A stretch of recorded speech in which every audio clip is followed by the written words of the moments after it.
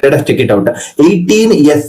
Here it is 11, yes. Shift that 11s to the right hand side, sorry, left hand side. It becomes 18s minus 11s. It will be 7s, right? It will be 7s. And this 11 minus 14 into 11, minus 14 into 11, I will keep it as it is for time being, and minus 21 into 11 on the left hand side, shift it to the right hand side. It becomes 21 into 11. And if you observe, 7 is the common factor. 7 into 3 is 21, 7 into 2 is 14. So S value is 3 into 18, which is 54, minus 2 into 11 is 22. 54 minus 22 is 32 meters per second is the speed of the train. But the length of the train is, substitute here or here, whichever you are comfortable with. Length is 32 minus 21.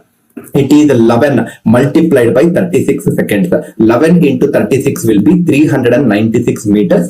This should be the length of the train.